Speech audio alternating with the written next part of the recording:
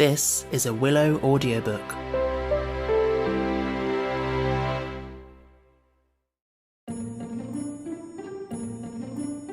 Five Children and It by E. Nesbitt. Read by Stephen Alexander.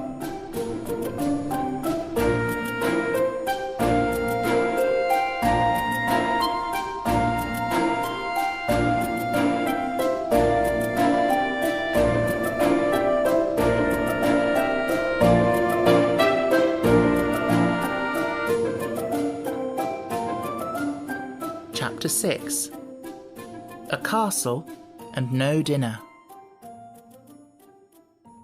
The others were to be kept in as punishment for the misfortunes of the day before. Of course, Martha thought it was naughtiness and not misfortune, so you must not blame her. She only thought she was doing her duty. You know, grown-up people often say that they do not like to punish you, and that they only do it for your own good, and that it hurts them as much as it hurts you. And this is really very often the truth. Martha certainly hated having to punish the children quite as much as they hated to be punished. For one thing, she knew what a noise there would be in the house all day. And she had other reasons. "I declare," she said to the cook, "it seems almost a shame keeping of them indoors this lovely day.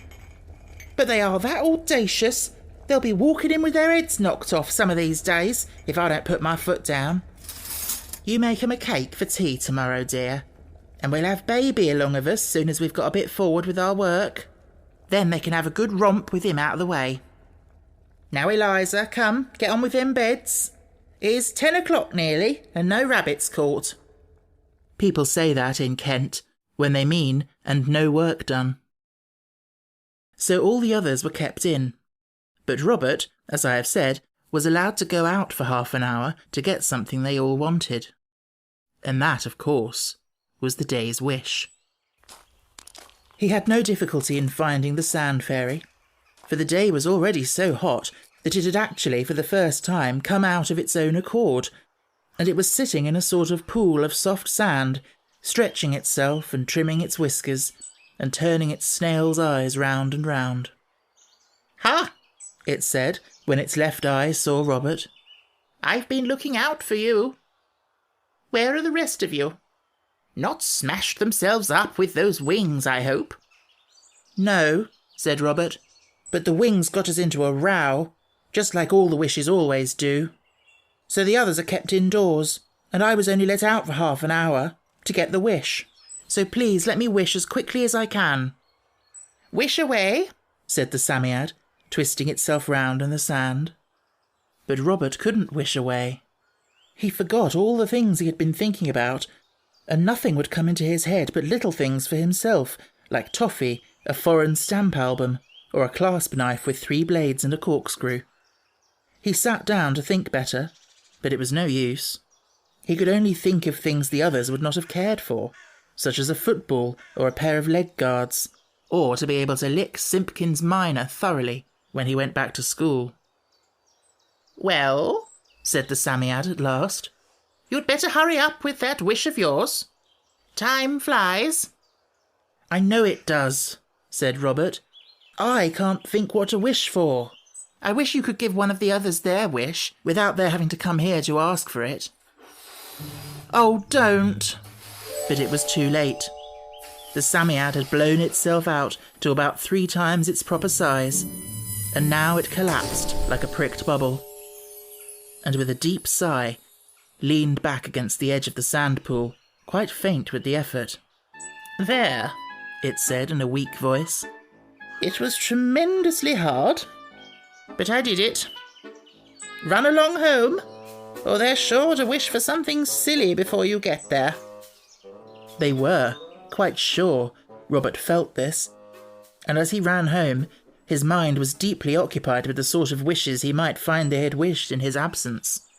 They might wish for rabbits, or white mice, or chocolate, or a fine day tomorrow, or even, and that was most likely, someone might have said, "I do wish to goodness Robert would hurry up."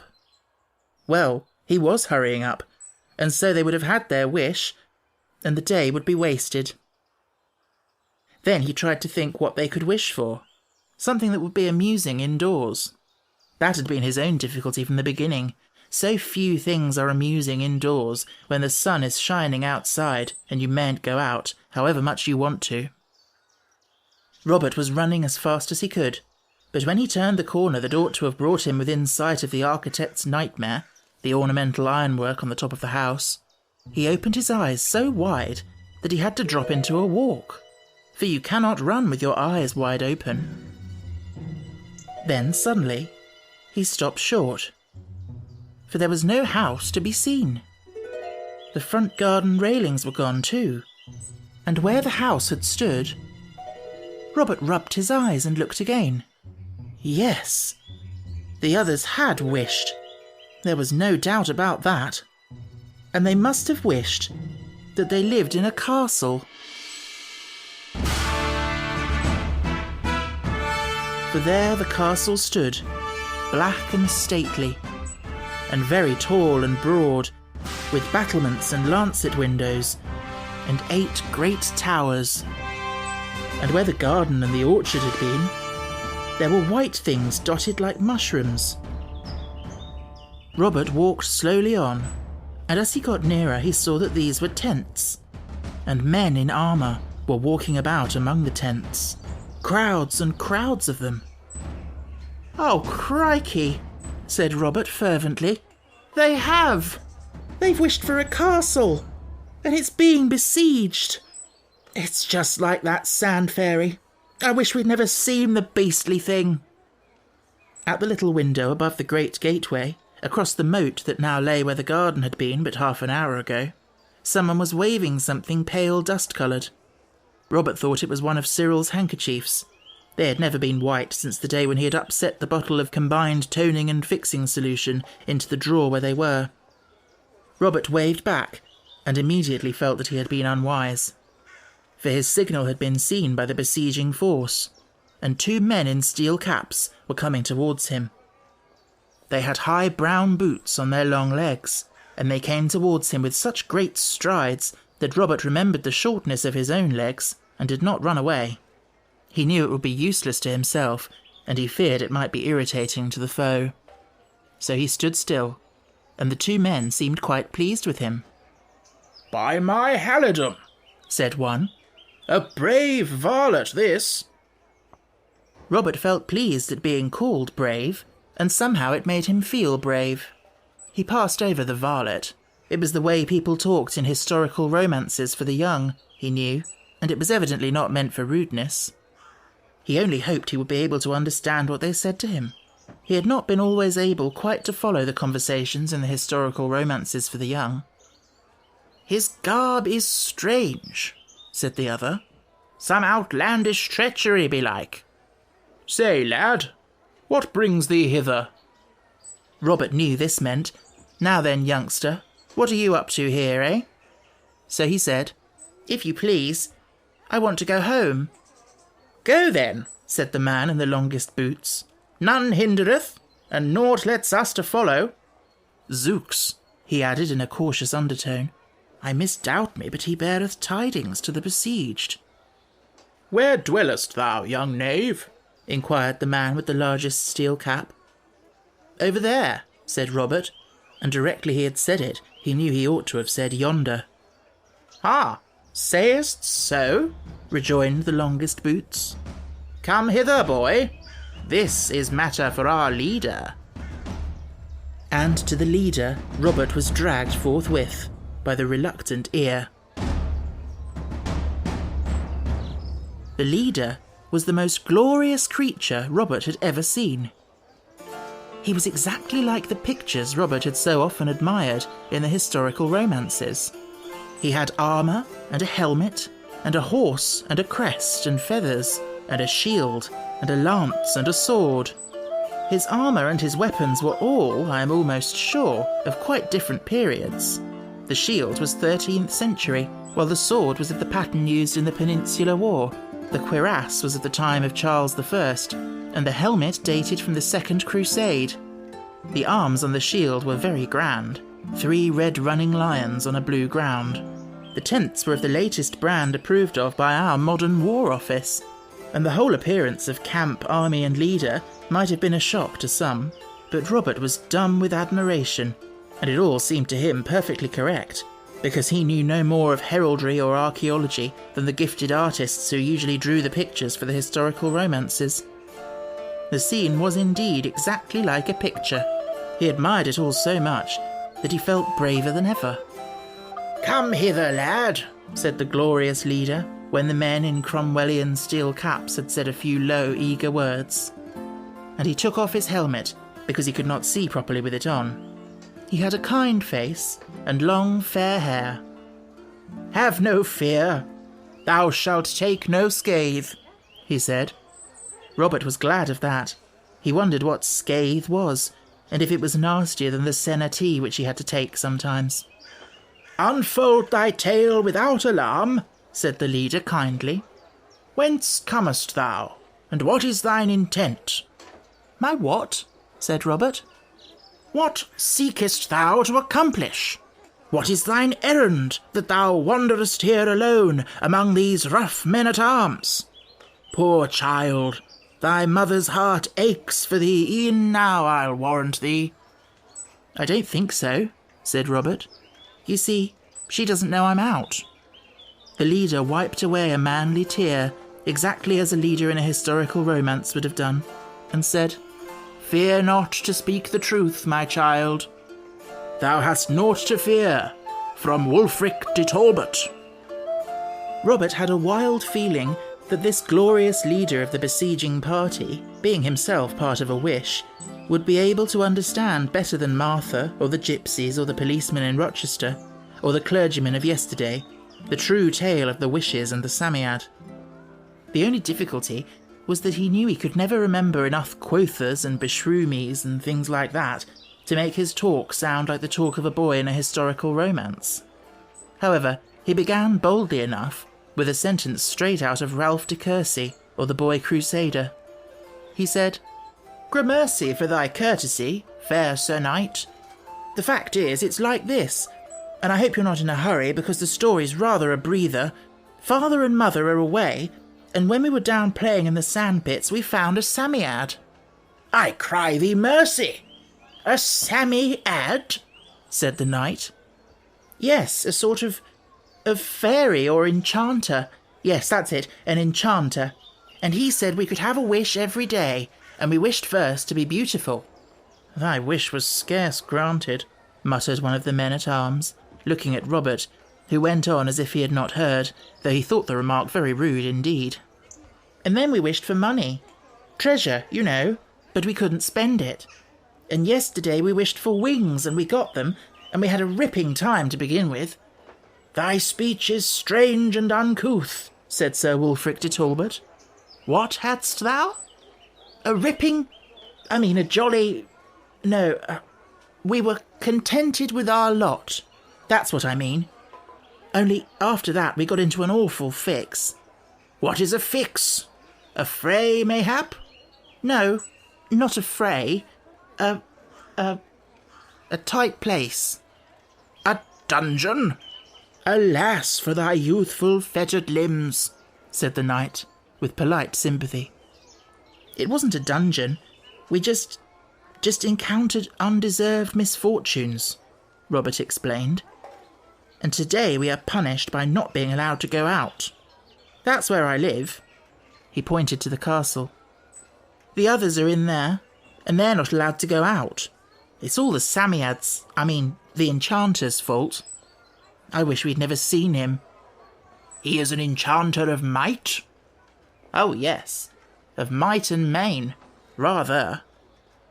And thou deemest that it is the spells of the enchanter whom thou hast angered that have lent strength to the besieging party, said the gallant leader.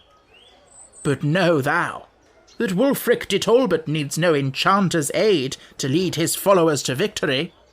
No, I'm sure you don't, said Robert, with hasty courtesy. Of course not. You wouldn't, you know. But all the same, it's partly his fault, but we're most to blame. You couldn't have done anything if it hadn't been for us. How now, bold boy? Asked Sir Wulfric haughtily. Thy speech is dark, and eke scarce courteous. Unravel me this riddle. Oh, said Robert desperately. Of course you don't know it, but you're not real at all. You're only here because the others must have been idiots enough to wish for a castle. And when the sun sets, you'll just vanish away, and it'll be all right. The captain and the men-at-arms exchanged glances, at first pitying, and then sterner, as the longest-booted man said, Beware, my noble lord. The urchin doth but feign madness to escape from our clutches. Shall we not bind him? I'm no more mad than you are, said Robert angrily. Perhaps not so much. Only I was an idiot to think you'd understand anything. Let me go. I haven't done anything to you. Whither? Asked the knight, who seemed to have believed all the enchanter story till it came to his own share in it. Whither wouldst thou wend? Home, of course. Robert pointed to the castle. To carry news of succour? Nay. All right then, said Robert, struck by a sudden idea. Then let me go somewhere else. His mind sought eagerly among his memories of the historical romance. Sir Wulfric de Talbot, he said slowly, should think foul scorn to keep a chap, one who has done him no hurt, when he wants to cut off quietly, to depart without violence. This to my face? Beshrew thee for a knave, replied Sir Wulfric. But the appeal seemed to have gone home. Yet thou sayest sooth, he added thoughtfully. Go where thou wilt, he added nobly. Thou art free. Wulfric de Talbot warreth not with babes, and Jakin here shall bear thee company. All right, said Robert wildly. Jakin will enjoy himself, I think. Come on, Jakin. Sir Wulfric, I salute thee. He saluted after the modern military manner, and set off running to the sandpit, Jakin's long boots keeping up easily. He found the fairy. He dug it up. He woke it up. He implored it to give him one more wish. I've done 2 today already, it grumbled. And 1 was as stiff a bit of work as I ever did. Oh, do, said Robert, while Jakin looked on with an expression of open-mouthed horror at the strange beast that talked and gazed with its snail's eyes at him. Well, what is it? Snapped the Samiad, with cross sleepiness. I wish I was with the others, said Robert, and the Samiad began to swell. Robert never thought of wishing the castle and the siege away. Of course he knew they had all come out of a wish, but swords and daggers and pikes and lances seemed much too real to be wished away. Robert lost consciousness for an instant. When he opened his eyes, the others were crowding round him. We never heard you come in, they said. How awfully jolly of you to wish it to give us our wish. Of course, we understood that was what you'd done. But you ought to have told us. Suppose we'd wished something silly. Silly? Said Robert, very crossly indeed. How much sillier could you have been, I'd like to know? You nearly settled me, I can tell you. Then he told his story, and the others admitted that it certainly had been rough on him. But they praised his courage and cleverness so much that he presently got back his lost temper, and felt braver than ever, and consented to be captain of the besieged force. We haven't done anything yet, said Anthea comfortably. We waited for you. We're going to shoot at them through these little loopholes with the bow and arrows Uncle gave you, and you shall have first shot. I don't think I would, said Robert cautiously. You don't know what they're like near to. They've got real bows and arrows, an awful length, and swords and pikes and daggers and all sorts of sharp things. They're all quite real. It's not just a picture or a vision or anything. They can hurt us, or kill us even, I shouldn't wonder. I can feel my ear all sore still. Look here, have you explored the castle? Because I think we'd better let them alone as long as they let us alone. I heard that Jakin man say they weren't going to attack till just before sundown. We can be getting ready for the attack. Are there any soldiers in the castle to defend it?" "We don't know," said Cyril. "You see, directly I'd wished we were in a besieged castle, everything seemed to go upside down. And when it came straight, we looked out of the window and saw the camp and things and you, and of course we kept on looking at everything. Isn't this room jolly? It's as real as real." It was. It was square, with stone walls 4 feet thick and great beams for ceiling. A low door at the corner led to a flight of steps up and down. The children went down. They found themselves in a great arched gatehouse. The enormous doors were shut and barred.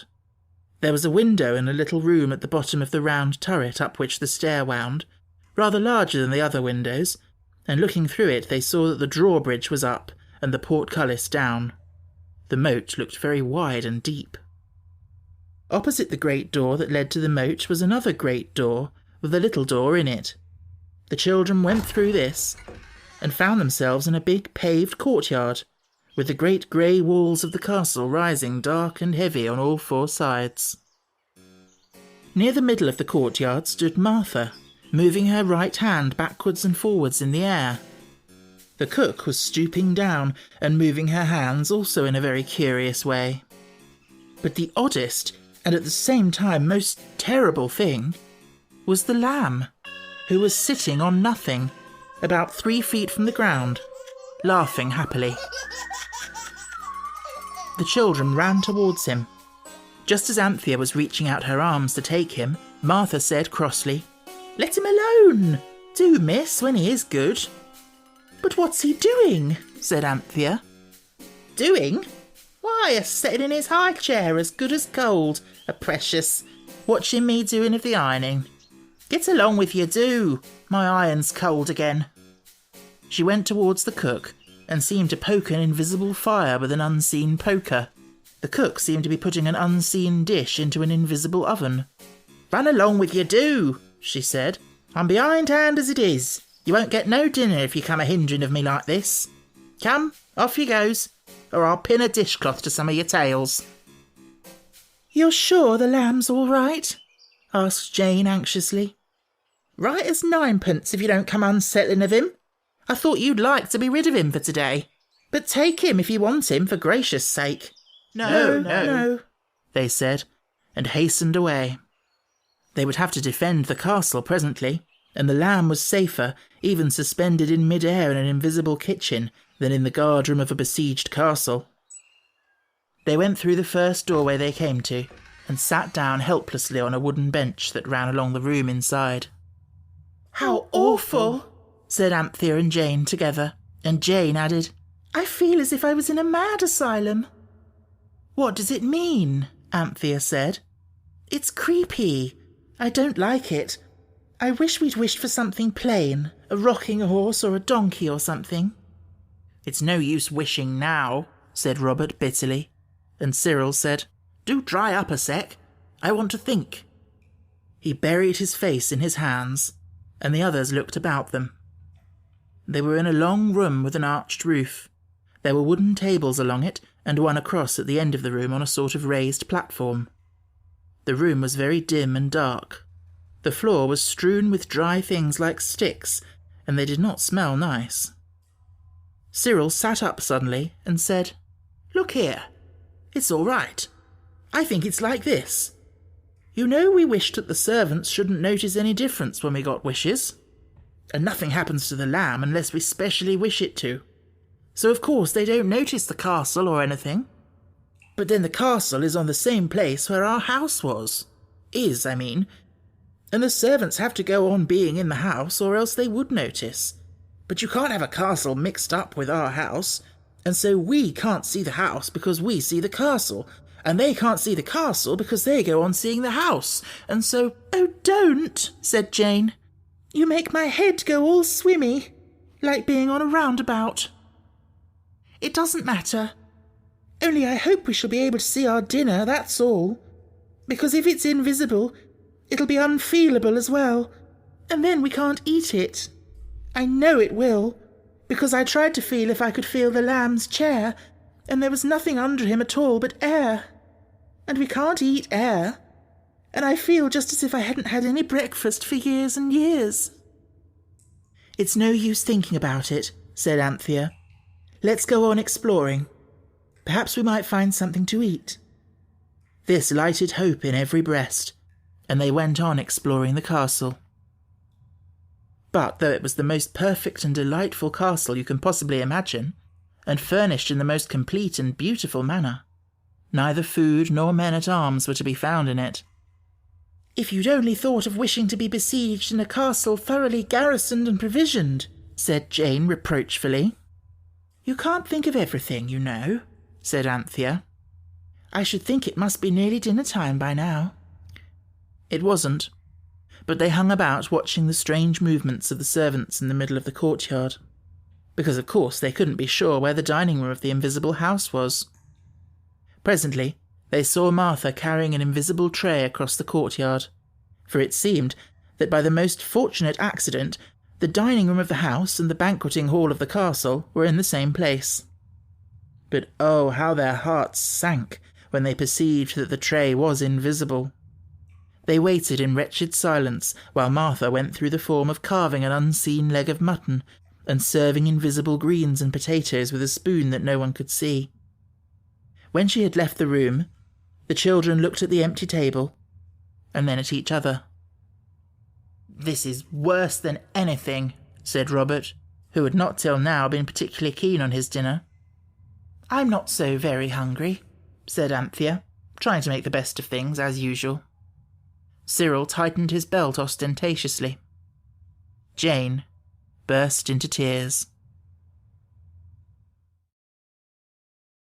Willow Audiobooks is a creator on Patreon now. If you sign up as a patron, you can choose how you want to contribute. Anything you can give to help us to keep doing this consistently, because it is a lot of work. If you've enjoyed these books, if you continue to enjoy listening to them, if you appreciate what I'm doing, it would mean the absolute world if just to have your support. The basic reward which you will get on every tier includes postcard prints of Benjamin Callery, lovely illustrations. If you love the stories, I think they're really nice to have around. You could send them to a friend, you could, do whatever you want, put them on your wall. You can have early access to get the whole audiobook in one go rather than having to wait for the weekly episode. So there are little perks. If you go on patreon.com/willowaudiobooks, have a little look, you will see.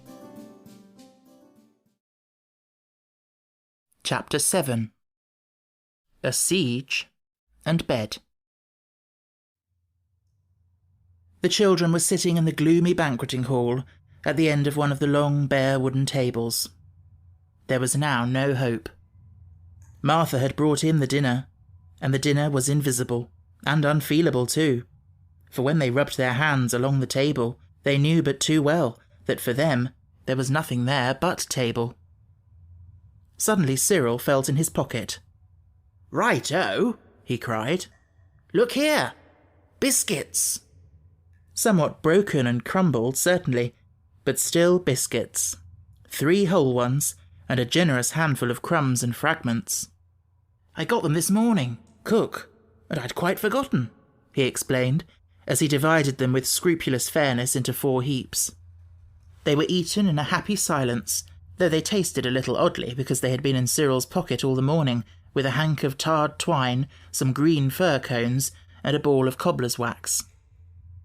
"Yes, but look here, Squirrel," said Robert. "You're so clever at explaining about invisibleness and all that. How is it the biscuits are here, and all the bread and meat and things have disappeared?" "I don't know," said Cyril after a pause. "Unless it's because we had them. Nothing about us has changed. Everything's in my pocket all right." "Then if we had the mutton, it would be real," said Robert. "Oh, don't I wish we could find it." "But we can't find it. I suppose it isn't ours till we've got it in our mouths." "Or in our pockets," said Jane, thinking of the biscuits. "Who puts mutton in their pockets, goose girl?" said Cyril. "But I know. At any rate, I'll try it." He leaned over the table, with his face about an inch from it, and kept opening and shutting his mouth as if he were taking bites out of air. "It's no good," said Robert, in deep dejection. "You'll only... Hello?" Cyril stood up with a grin of triumph, holding a square piece of bread in his mouth. It was quite real. Everyone saw it. It is true that directly he bit a piece off, the rest vanished. But it was all right, because he knew he had it in his hand, though he could neither see nor feel it. He took another bite from the air between his fingers, and it turned into bread as he bit. The next moment all the others were following his example, and opening and shutting their mouths an inch or so from the bare-looking table. Robert captured a slice of mutton, but I think I will draw a veil over the rest of this painful scene. It is enough to say that they all had enough mutton, and that when Martha came to change the plates, she said she had never seen such a mess in all her born days. The pudding was fortunately a plain suet roly-poly, and in answer to Martha's questions, the children all with one accord said that they would not have treacle on it, nor jam, nor sugar. Just plain, please, they said. Martha said, Well, I never. What next, I wonder? And went away. Then ensued another scene on which I will not dwell, for nobody looks nice picking up slices of suet pudding from the table in its mouth, like a dog. The great thing, after all, was that they had had dinner, and now everyone felt more courage to prepare for the attack that was to be delivered before sunset. Robert, as captain, insisted on climbing to the top of one of the towers to reconnoitre, so up they all went. And now they could see all round the castle, and could see too that beyond the moat on every side the tents of the besieging party were pitched. Rather uncomfortable shivers ran down the children's backs as they saw that all the men were very busy cleaning or sharpening their arms, restringing their bows, and polishing their shields. A large party came along the road, with horses dragging along the great trunk of a tree, and Cyril felt quite pale, because he knew this was for a battering ram. "What a good thing we've got a moat," he said. "And what a good thing the drawbridge is up. I should never have known how to work it." "Of course it would be up in a besieged castle." "You'd think there ought to have been soldiers in it, wouldn't you?" said Robert. "You see, you don't know how long it's been besieged," said Cyril darkly. "Perhaps most of the brave defenders were killed quite early in the siege, and all the provisions eaten, and now there are only a few intrepid survivors, that's us, and we are going to defend it to the death." "How do you begin? Defending to the death, I mean?" asked Anthea. "We ought to be heavily armed, and then shoot at them when they advance to the attack." "They used to pour boiling lead down on besiegers when they got too close," said Anthea. "Father showed me the holes on purpose for pouring it down through, at Bodiam Castle, and there are holes like it in the gate tower here." "I think I'm glad it's only a game." "It is only a game, isn't it?" said Jane. But no one answered. The children found plenty of strange weapons in the castle, and if they were armed at all, it was soon plain that they would be, as Cyril said, armed heavily, for these swords and lances and crossbows were far too weighty even for Cyril's manly strength, and as for the longbows, none of the children could even begin to bend them. The daggers were better, but Jane hoped that the besiegers would not come close enough for daggers to be of any use. "Never mind. We can hurl them like javelins," said Cyril, "or drop them on people's heads. I say, there are lots of stones on the other side of the courtyard. If we took some of those up, just to drop on their heads if they were to try swimming the moat." So a heap of stones grew apace, up in the room above the gate, and another heap, a shiny, spiky, dangerous-looking heap, of daggers and knives. As Anthea was crossing the courtyard for more stones, a sudden and valuable idea came to her. She went to Martha and said, "May we just have biscuits for tea? We're going to play at besieged castles, and we'd like the biscuits to provision the garrison. Put mine in my pocket, please, my hands are so dirty, and I'll tell the others to fetch theirs." This was indeed a happy thought, for now with 4 generous handfuls of air, which turned to biscuit as Martha crammed it into their pockets, the garrison was well provisioned till sundown. They brought up some iron pots of cold water to pour on the besiegers instead of hot lead, with which the castle did not seem to be provided. The afternoon passed with wonderful quickness. It was very exciting, but none of them except Robert could feel all the time that this was real, deadly, dangerous work. To the others, who had only seen the camp and the besiegers from a distance, the whole thing seemed half a game of make-believe and half a splendidly distinct and perfectly safe dream. But it was only now and then that Robert could feel this. When it seemed to be tea time, the biscuits were eaten, with water from the deep well in the courtyard drunk out of horns. Cyril insisted on putting by 8 of the biscuits, in case anyone should feel faint in the stress of battle. Just as he was putting away the reserve biscuits in a sort of little stone cupboard without a door, a sudden sound made him drop 3. It was the loud, fierce cry of a trumpet. "You see, it is real," said Robert, "and they are going to attack." All rushed to the narrow windows. "Yes," said Robert. "They're all coming out of their tents and moving about like ants. There's that Jakin dancing about where the bridge joins on. I wish he could see me put my tongue out at him. Ah!" The others were far too pale to wish to put their tongues out at anybody. They looked at Robert with surprised respect. Anthea said, "You really are brave, Robert." "Rot!" Cyril's pallor turned to redness now, all in a minute. "He's been getting ready to be brave all the afternoon, and I wasn't ready, that's all. I shall be braver than he is in half a jiffy." "Oh dear," said Jane. "What does it matter which of you is the bravest? I think Cyril was a perfect silly to wish for a castle, and I don't want to play." "It isn't," Robert was beginning sternly, but Anthea interrupted. "Oh, yes you do," she said coaxingly. "It's a very nice game, really, because they can't possibly get in, and if they do, the women and children are always spared by civilized armies." "But are you quite sure they are civilized?" asked Jane, panting. "They seem to be such a long time ago." "Of course they are." Anthea pointed cheerfully through the narrow window. "Why, look at the little flags on their lances. How bright they are. And how fine the leader is. Look, that's him, isn't it, Robert? On the grey horse?" Jane consented to look, and the scene was almost too pretty to be alarming. The green turf, the white tents, the flash of pennoned lances, the gleam of armour, and the bright colours of scarf and tunic. It was just like a splendid coloured picture. The trumpets were sounding, and when the trumpeters stopped for breath, the children could hear the cling-clang of armour and the murmur of voices. A trumpeter came forward to the edge of the moat, which now seemed very much narrower than at first, and blew the longest and loudest blast they had yet heard.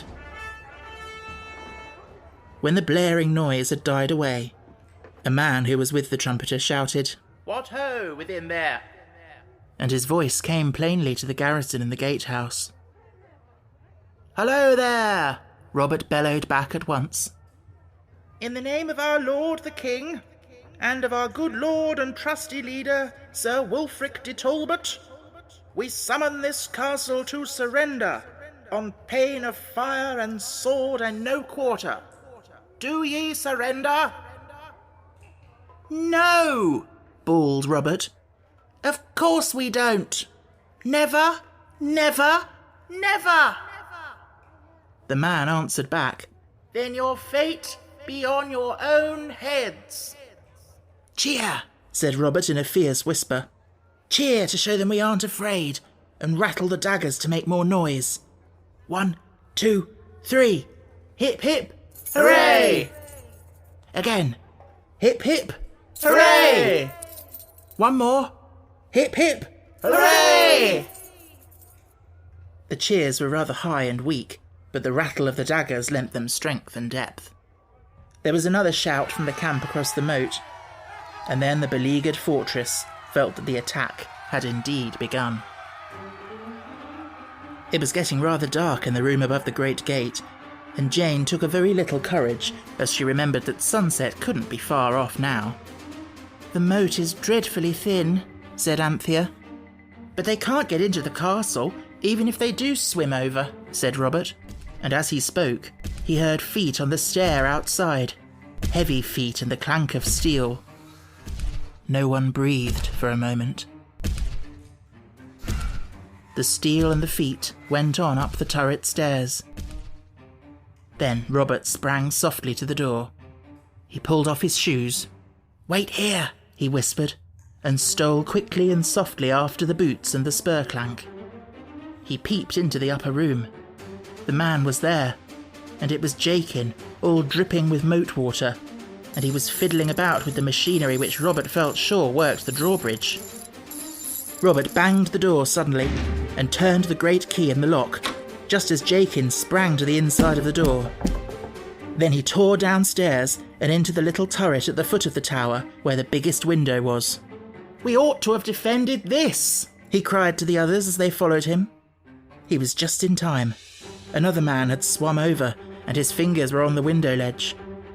Robert never knew how the man had managed to climb up out of the water, but he saw the clinging fingers and hit them as hard as he could with an iron bar that he caught up from the floor. The man fell with a plop plash into the moat water. In another moment, Robert was outside the little room, had banged its door, and was shooting home the enormous bolts and calling to Cyril to lend a hand. Then they stood in the arched gatehouse, breathing hard and looking at each other. Jane's mouth was open. "Cheer up, Jenny," said Robert. "It won't last much longer." There was a creaking above, and something rattled and shook. The pavement they stood on seemed to tremble. Then a crash told them that the drawbridge had been lowered to its place. "That's that beast Jakin," said Robert. "There's still the portcullis. I'm almost certain that's worked from lower down." And now the drawbridge rang and echoed hollowly to the hoofs of horses and the tramp of armed men. "Up, quick!" cried Robert. "Let's drop things on them." Even the girls were feeling almost brave now. They followed Robert quickly, and under his directions began to drop stones out through the long narrow windows. There was a confused noise below, and some groans. "Oh dear," said Anthea, putting down the stone she was just going to drop out. "I'm afraid we've hurt somebody." Robert caught up the stone in a fury. "I should just hope we had," he said. "I'd give something for a jolly good boiling kettle of lead. Surrender indeed." And now came more tramping, and a pause, and then the thundering thump of the battering ram, and the little room was almost quite dark. "We've held it," cried Robert. "We won't surrender.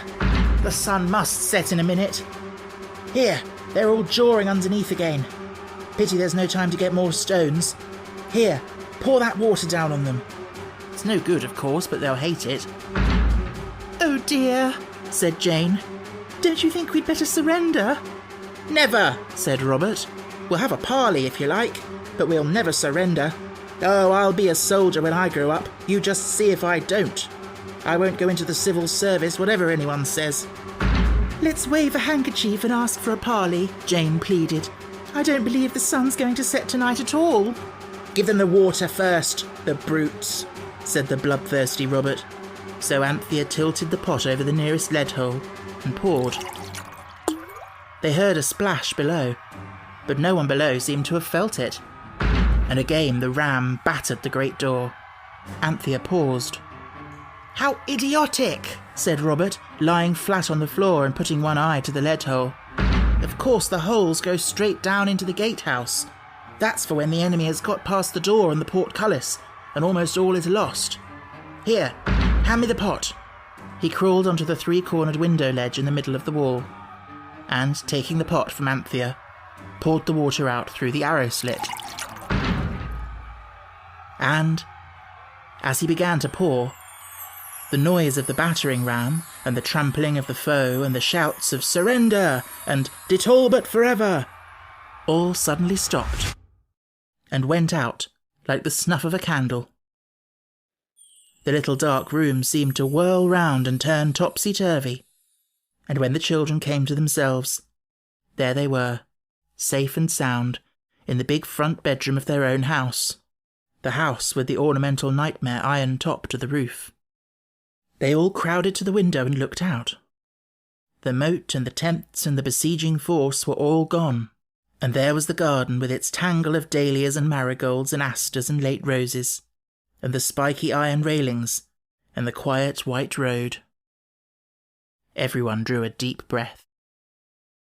"And that's all right," said Robert. "I told you so. And I say, we didn't surrender, did we?"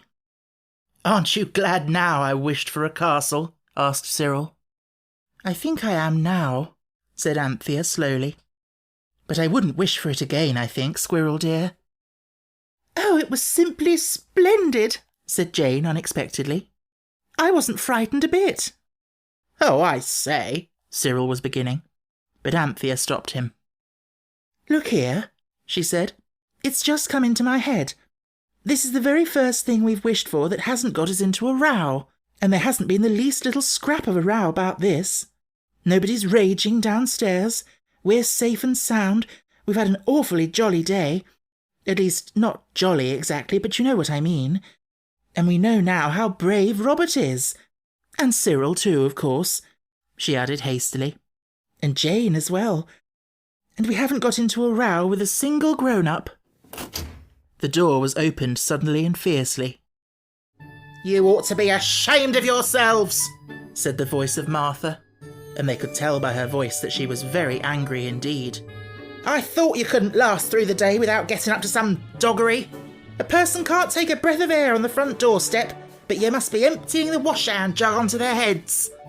Off you go to bed, the lot of you, and try to get up better children in the morning. Now then, don't let me have to tell you twice.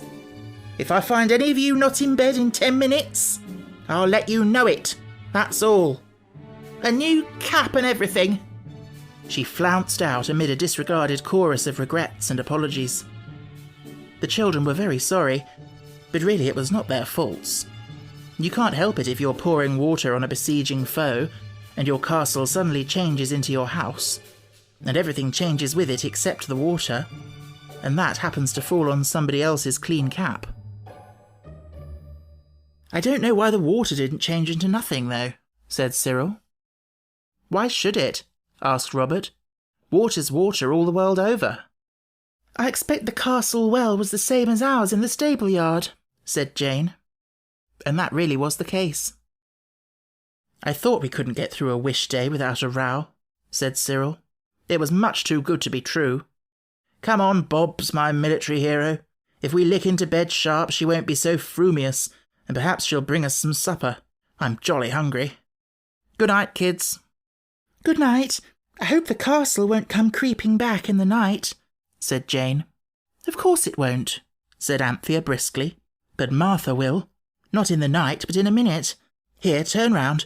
I'll get that knot out of your pinafore strings." "Wouldn't it have been degrading for Sir Wulfric de Talbot," said Jane dreamily, "if he could have known that half the besieged garrison wore pinafores?" "And the other half knickerbockers. Yes, frightfully. Do stand still. You're only tightening the knot," said Anthea.